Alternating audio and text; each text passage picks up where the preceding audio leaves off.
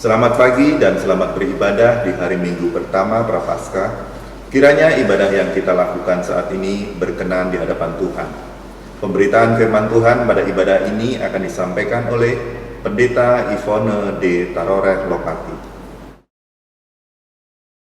Marilah berdiri untuk menyambut firman Tuhan hadir di tengah-tengah persekutuan kita.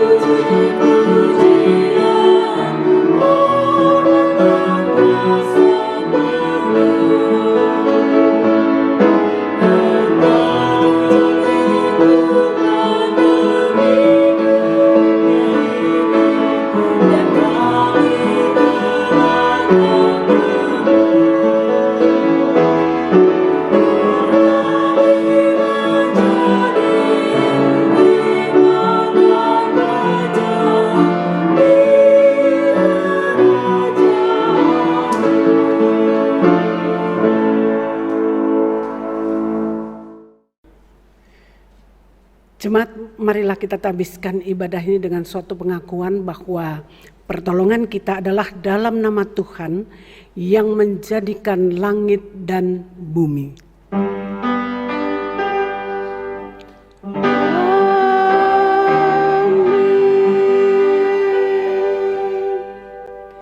Nats pembimbing bagi kita dari 1 Yohanes 4 ayat 11 sampai dengan 12. Saudara-saudaraku yang kekasih, jikalau Allah sedemikian mengasihi kita, maka haruslah kita juga saling mengasihi. Tidak ada seorang pun yang pernah melihat Allah.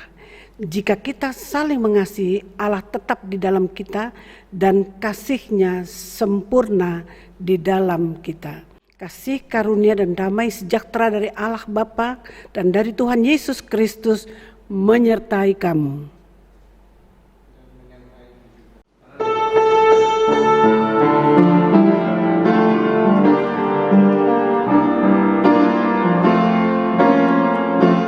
Sungguh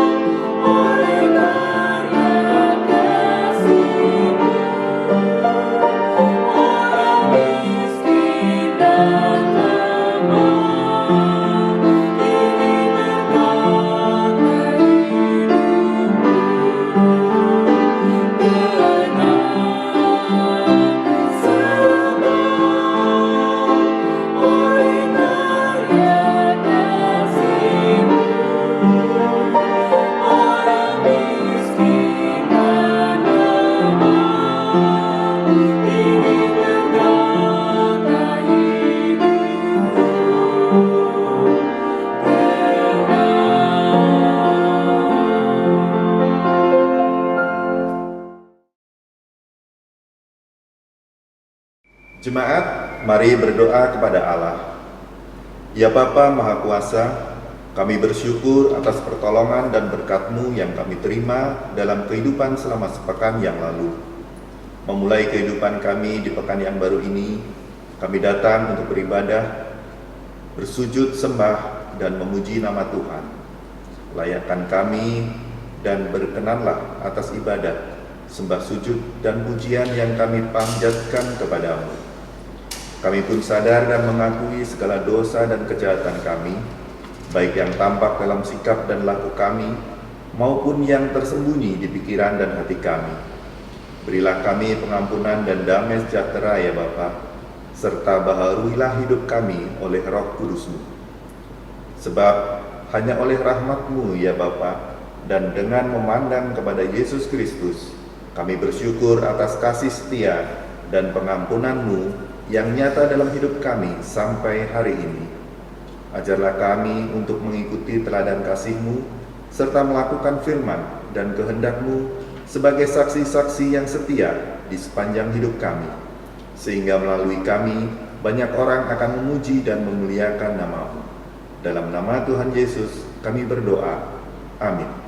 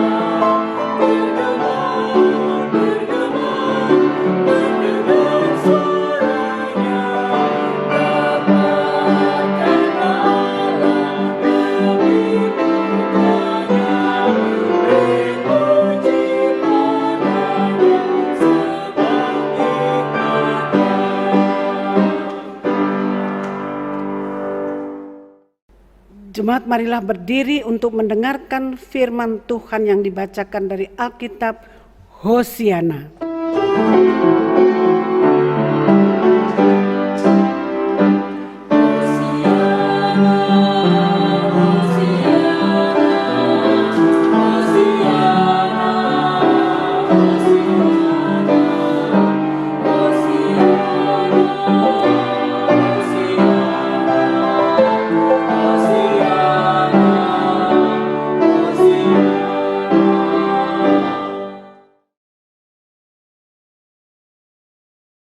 Bacaan Alkitab hari ini dari Lukas 6 ayat 37 hingga yang ke-38 yang menyatakan, "Janganlah kamu menghakimi, maka kamu pun tidak akan dihakimi, dan janganlah kamu menghukum, maka kamu pun tidak akan dihukum.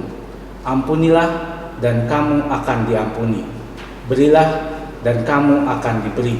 Suatu takaran yang baik, yang dipadatkan, yang digoncang dan yang tumpah keluar akan dicurahkan ke dalam ribamu, sebab ukuran yang kamu pakai untuk mengukur akan diukur kepadamu." Hendaklah firman-Nya diam dengan segala kekayaannya di antara saudara dan ucaplah syukur kepada Allah.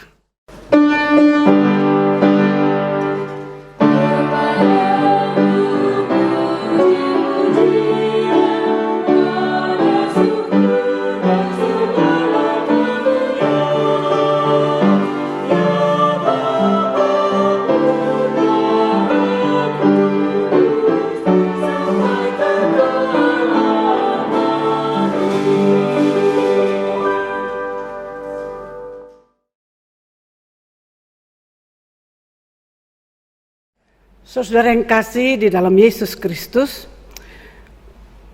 tema yang diangkat hari ini yaitu jangan menghakimi, bangunlah kasih yang sejati. Saudara, di era milenial dan digitalisasi saat ini, setiap orang makin terbuka secara bebas dan mudah sekali menghakimi sesamanya melalui berita-berita hoaks dan berita-berita yang sebenarnya belum jelas kebenarannya lewat media sosial, Facebook, Instagram, WhatsApp, serta media-media lainnya.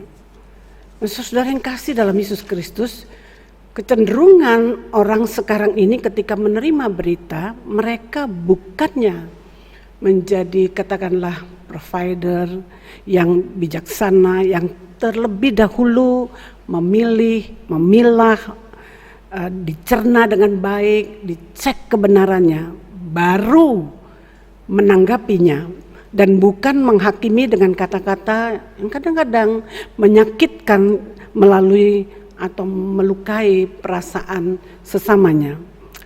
Karena itu saudara yang kasih dalam Yesus Kristus, melalui firman Tuhan hari ini dalam renungan kita, maka Yesus mengajarkan dan mengingatkan bahwa tindakan menghakimi sesama manusia tidak dibenarkan oleh Allah. Oleh karena itu Yesus menegur dengan keras, jangan menghakimi dan jangan menghukum. Yesus mengibaratkan tindakan menghakimi sesama manusia itu seperti orang buta menuntun orang buta. Apa yang terjadi apabila orang buta menuntun orang buta? Tentu saja kita tahu hasilnya, keduanya pasti akan sama-sama jatuh. Di ayatnya yang ke-39. Bagi Yesus tindakan menghakimi hampir sama dengan orang yang selalu merasa dirinya benar. Oleh karena itu Yesus di sini menegur mereka yang melihat orang lain lebih bersalah dibandingkan dirinya sendiri. Dalam kebersamaan atau di tengah-tengah persekutuan kita seringkali banyak orang yang tersakiti, banyak orang yang menyimpan kepahitan, merasa kecewa dengan kalimat-kalimat penghakiman yang sebenarnya tidak terbukti kebenarannya, sehingga kadang-kadang mereka tinggalkan persekutuan, mereka tinggalkan, kalau itu mereka anggota paduan suara, mereka tinggalkan paduan suaranya.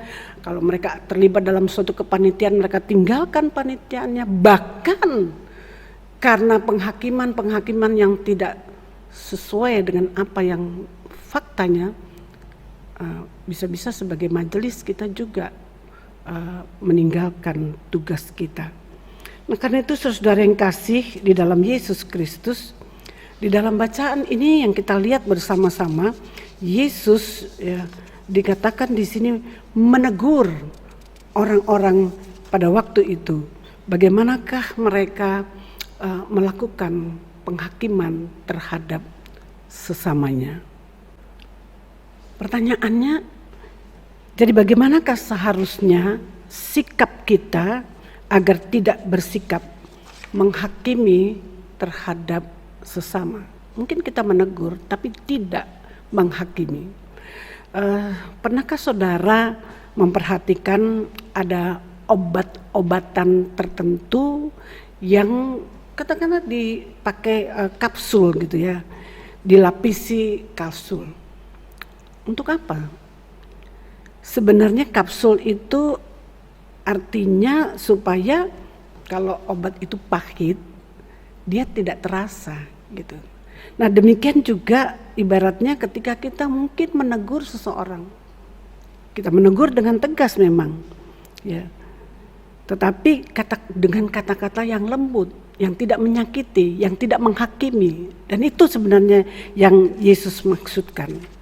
Kalau kita baca di dalam Alkitab, ya, di Ulangan misalkan 32 ayat 35, di Roma 12 ayatnya yang ke-19 dan Ibrani 10 ayat 30, di situ Allah melarang kita untuk menghakimi sesama manusia. Karena penghakiman itu adalah hak Allah sendiri. Dan satu-satunya yang berhak untuk menghakimi adalah Allah. Karena itu saudara yang kasih dalam Yesus Kristus, cara Allah menghakimi itu berbeda dengan cara manusia. Oleh sebab itu di sini yang berhak menghakimi adalah Allah sendiri. Kalau toh ada orang yang menghakimi, itu berkaitan dengan katakanlah tugas seorang hakim. Tugas seorang hakim adalah dia menyelesaikan perkara-perkara, masalah-masalah dengan adil, dengan benar, dengan bijaksana, agar orang-orang yang mendapatkan masalah itu dapat menyelesaikannya dengan baik. Nah, saudara yang kasih dalam Yesus Kristus, jadi kita lihat di sini bahwa sejarah periode para hakim itu dicatat di dalam Alkitab, dalam kitab Hakim-Hakim, di situ bahwa bagaimana hakim itu bertugas untuk menyelesaikan banyak masalah, bukan saja dalam hal di masyarakat, tetapi juga di dalam hal militer, misalkan dalam seluruh aspek kehidupan pada waktu itu kalau terjadi sesuatu di tengah-tengah kehidupan sosial masyarakat, itu adalah tugas seorang hakim. Ya. Kalau kita baca di dalam kitab Hakim-Hakim yang bagian terakhir, Hakim 21 ayat yang ke-25 dikatakan di situ pada zaman itu tidak ada raja di antara orang Israel, dan setiap orang dikatakan di situ berbuat apa yang menurut pandangan mereka sendiri, sehingga muncullah pemimpin-pemimpin yang disebut hakim ya, pada waktu itu. Nah, saudara yang kasih dalam Yesus Kristus, demikian pula ketika Yesus dalam pelayanannya, dalam pengalamannya, para pemimpin agama pada waktu itu, kalau kita baca di Injil Yohanes pasal 8 ayat 4 sampai dengan 7, di situ mereka mendesak Yesus mempertanyakan tentang seorang wanita yang berbuat zina. Apa yang Yesus katakan? Apa yang Yesus lakukan? Maka di situ Yesus bangkit berdiri dan berkata kepada mereka, barang siapa di antara kamu tidak berdosa, hendaklah ia yang pertama melemparkan batu kepada perempuan itu, perempuan yang berzinah itu. Dan ternyata tidak ada yang berani melempar, dan justru mereka pergi satu persatu. Karena saudara yang kasih dalam Yesus Kristus, inilah yang diingatkan Yesus, bahwa jangan sampai kita mengulangi hal yang sama.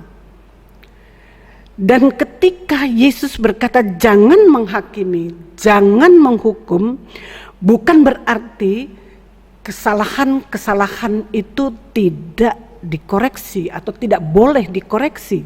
Penyimpangan itu bisa ditolerir, kesesatan itu dibiarkan merajalela, bukan seperti itu. Atau mungkin perkataan Yesus itu seolah-olah kita tidak boleh menilai mana yang baik, mana yang buruk atas tindakan seseorang, karena itu adalah hak Tuhan. Bukan itu, bukan seperti itu.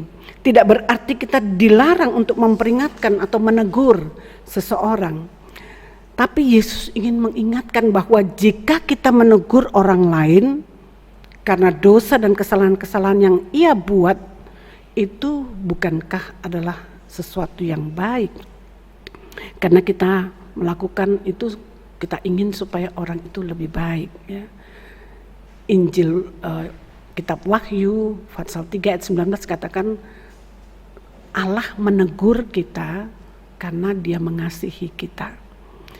Karena itu Yesus mengingatkan bahwa kalau kita menegur, tetapi kita harus pertama-tama melihat siapa diri kita. Di ayatnya yang ke-41 dan 42 di Injil Lukas 6 ini Yesus berkata, "Mengapakah engkau melihat selumbar di dalam mata saudaramu, sedangkan balok di matamu sendiri engkau tidak ketahui? Bagaimanakah engkau dapat berkata kepada saudaramu, Saudara, biarlah aku mengeluarkan selumbar yang ada di dalam matamu, padahal balok yang di dalam matamu tidak engkau lihat." Ya, itu masih dalam perikop yang sama. Sehingga Yesus katakan, "Hai orang munafik, keluarkanlah dahulu balok dari matamu, maka engkau akan melihat dengan jelas untuk mengeluarkan selumbar itu dari mata saudaramu." Artinya Yesus juga mengatakan di ayat yang sebelumnya 38b, "Sebab ukuran yang kamu pakai untuk mengukur kesalahan orang lain akan diukurkan juga kepadamu." Saudara yang kasih dalam Yesus Kristus, yang Yesus kehendaki bukan menghakimi, tetapi menegur dengan kasih, mengampuni dengan kasih yang sejati. Dan hal itu mengingatkan kita di saat Yesus dihakimi secara brutal, ketika Yesus dituduh, difitnah, dicambuk, diludahi, dimaki dengan sangat kejam, dengan sangat menyakitkan. Apa yang Yesus katakan di dalam Lukas 23 ayat 34, "Ya Bapa, ampunilah mereka, sebab mereka tidak tahu apa yang mereka berbuat." Karena itu saudara yang kasih dalam Yesus Kristus, pertanyaannya apa relevansinya, apa kena mengenanya bagi kita, apa maknanya bagi kita di masa-masa Prapaskah pertama ini, di masa-masa atau biasa disebut dengan minggu-minggu sengsara ini. Menghakimi tidak bisa merubah orang lain dan diri sendiri, tetapi mengampuni dengan kasih yang sejati dapat merubah dan memperbaharui orang lain dan diri kita sendiri. Saudara yang kasih dalam Yesus Kristus, pertanyaannya adalah apa relevansinya, apa kena mengenanya, apa maknanya bagi kita di minggu-minggu Prapaskah pertama atau biasa dikatakan sebagai minggu sengsara terakhir ini. Sebenarnya hal ini mengingatkan kepada kita bahwa saat ini ada begitu banyak berita-berita atau katakanlah kata-kata penghakiman yang kita lakukan terhadap sesama. Contohnya di saat ketika pandemi dari virus corona itu merebak di mana-mana, sadar atau tanpa sadar terkadang kita menghakimi orang-orang yang terkena virus corona itu dan melihatnya seolah-olah mereka melakukan suatu kejahatan sosial. Kita hanya membicarakan sakitnya, tetapi kita tidak memberikan solusi, jalan keluar yang terbaik atau membantunya dengan penuh kasih. Sekarang ketika kita lihat juga bagaimana mereka melalui media sosial, di mana juga melalui Facebook, WhatsApp, dan media-media lainnya, di mana ada kecenderungan kita begitu cepat menyampaikan sesuatu yang belum tentu kebenarannya. Saudara yang kasih dalam Yesus Kristus, sekarang ketika kita masukkan ke media sosial, misalkan seseorang meninggal karena virus corona, apa keuntungannya, apa kepentingannya bagi kita yang bukan keluarga? Walaupun itu bukan aib, bukan azab, Tidakkah kita mempertimbangkan keluarga yang sedang berduka? Sedihnya lagi, saya menonton di televisi akhir-akhir ini bahwa ada banyak orang yang menghakimi atau menolak orang-orang yang katakanlah terpapar virus corona. Bahkan bukan hanya mereka menolak yang hidup, bahkan ada juga yang menghakimi, menolak mereka yang sudah mati untuk dikuburkan di daerah mereka. Jadi saya sedih sekali ketika melihat hal itu. Hidup ditolak, dihakimi, dan mati juga ditolak dan dihakimi. Dan andai kata saudara berada pada posisi yang seperti itu, bagaimana perasaan saudara? Apa reaksi saudara? Karena itu saudara yang kasih dalam Yesus Kristus, melalui renungan ini kita diingatkan kembali sebagai orang percaya. Bagaimanakah kita hadir di tengah-tengah kehidupan sesama kita? Kalau kita menegur, tetapi kita tidak boleh menegur dengan menghakimi orang tersebut. Karena menghakimi tidak bisa merubah. Sekali lagi, menghakimi tidak bisa merubah orang lain dan diri kita sendiri. Tetapi mengampuni dengan kasih yang sejati dapat merubah dan memperbaharui bukan saja orang lain, tetapi diri kita sendiri. Amin.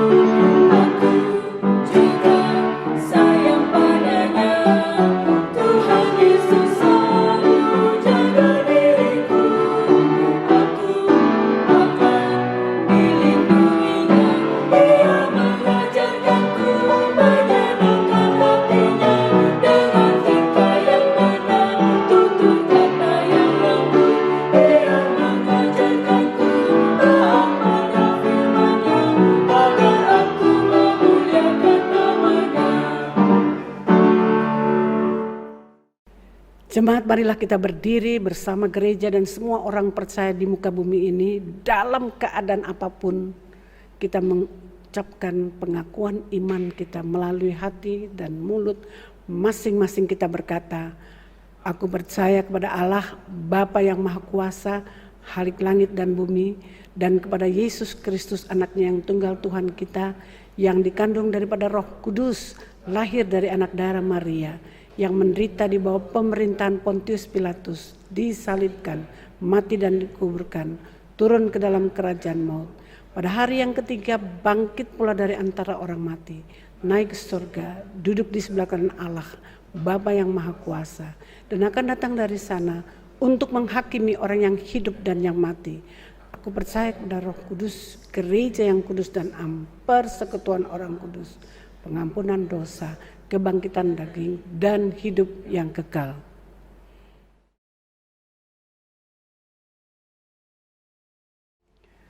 Jemaat yang kasih dalam Yesus Kristus, marilah kita merendahkan diri di hadapan Tuhan.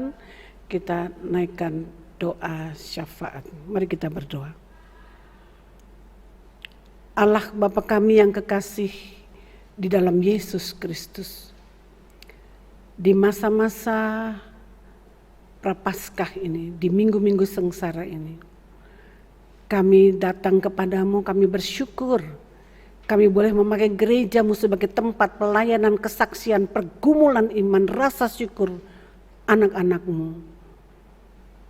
Dan di dalam gerejamu ini yang tersebar dari tempat ini sampai ke ujung-ujung dunia, di tengah-tengah keluarga-keluarga yang mengikuti ibadah saat ini, Tuhan Yesus Kristus, Engkau melihat seluruh kehidupan umatmu, khususnya gerejamu dalam persekutuan pelayanan kesaksian, serta pembinaan-pembinaan yang dilakukan. Kami menyadari ya Tuhan, karena situasi kondisi yang terjadi saat ini, sehingga kami harus beribadah di tempat ini dan juga di tempat-tempat yang lain, di tengah-tengah keluarga-keluarga jemaat.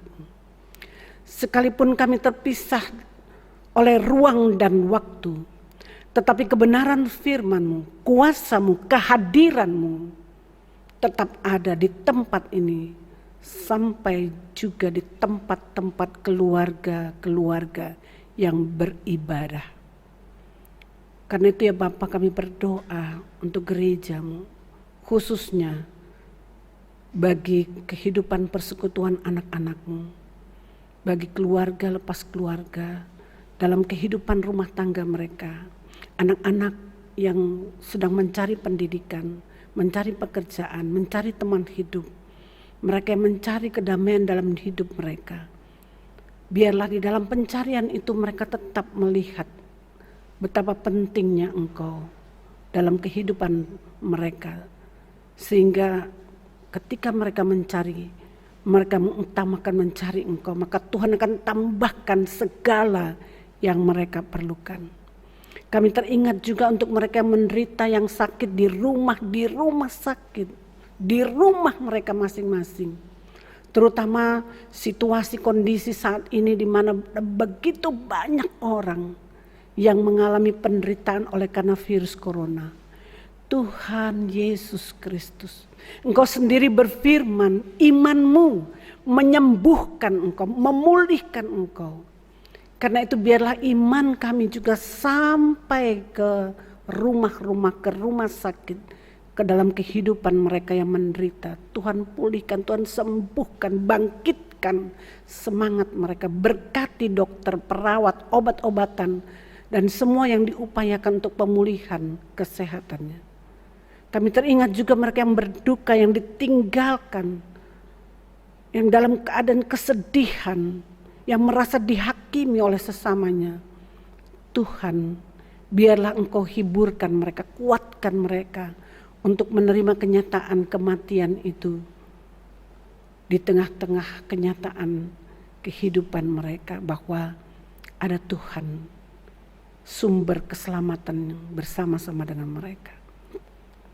Kami juga berdoa untuk para janda, duda, yatim piatu, mereka yang sudah lanjut usia, mereka yang tinggal sendiri, mereka yang tinggal di barak-barak, mereka yang tinggal karena sesuatu dan lain hal. Tuhan, kiranya Engkau hadir di tengah-tengah mereka, dan kami serahkan kehidupan mereka juga ke dalam tangan pengasihan-Mu. Setiap kami yang ada di rumah kami masing-masing, kami yang berdoa secara pribadi, hamba-Mu tidak bisa melihat, mendengarkan seru doa dan permohonan mereka, tetapi mata kasih Tuhan tertuju kepada setiap hati masing-masing keluarga yang berdoa. Karena itu kami memberikan kesempatan kepada jemaat di rumah, di tempat ini, dimanapun, berdoalah secara pribadi. Nyatakan isi hatimu kepada Tuhan secara pribadi. Allah Bapa kami yang kasih di dalam Yesus Kristus, supaya kami layak Engkau dengar dan Engkau jawab, ampunkanlah segala dosa dan kesalahan kami yang kami buat yang tidak sesuai dengan kehendak-Mu. Layakkan kami untuk menerima berkat dan pemulihan kekuatan yang daripada-Mu. Inilah doa, harapan, penyerahan diri kami bersama. Karena itu ya Bapa, dalam pengasihan-Mu kami mohon, peliharalah kami dalam Yesus Kristus yang telah mengajar kami berdoa. Bapa kami yang di sorga, dikuduskanlah nama-Mu, datanglah kerajaan-Mu, jadilah kehendak-Mu di bumi seperti di sorga. Berilah kami pada hari ini makanan kami yang secukupnya, dan ampunilah kami akan kesalahan kami, seperti kami juga mengampuni orang yang bersalah kepada kami. Dan jangan membawa kami ke dalam pencobaan, tetapi lepaskan kami daripada yang jahat.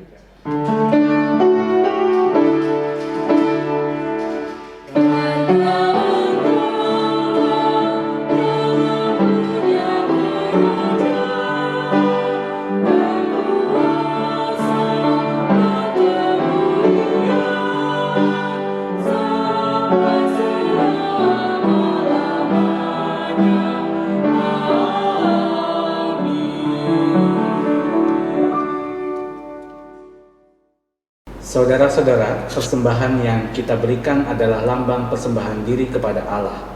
Marilah kita berikan yang terbaik kepadanya, sebab yang terbaik sudah Ia kerjakan bagi kita. Persembahan yang saudara berikan dapat menopang jalannya pelayanan. Dengarlah nas Alkitab dalam 1 Tesalonika 5 ayat yang ke-18 yang menyatakan, mengucap syukurlah dalam segala hal, sebab itulah yang dikehendaki Allah di dalam Kristus Yesus bagi kamu. Tuhan memberkati persembahan saudara.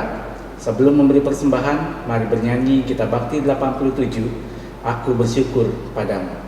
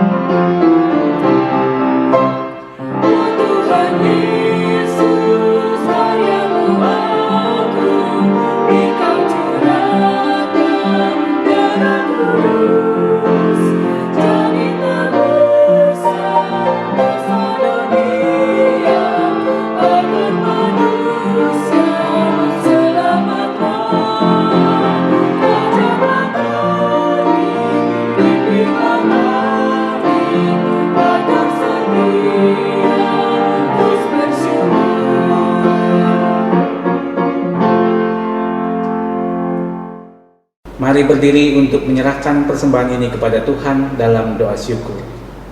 Ya Tuhan Yesus, Engkaulah segala-galanya dan sumber hidup kami. Apa yang kami berikan ini adalah dari tangan-Mu jua, dan karena itu kami persembahkan seluruhnya untuk kemuliaan-Mu.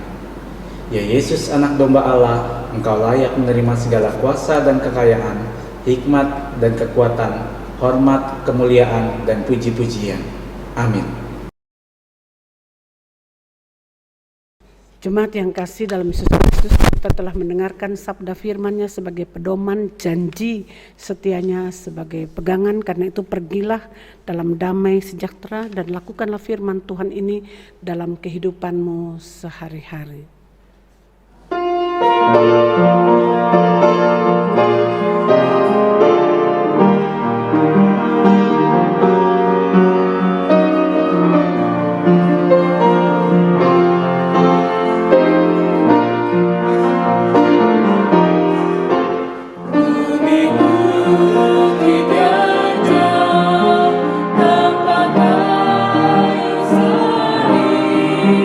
Lambang kutuk pesta pacem.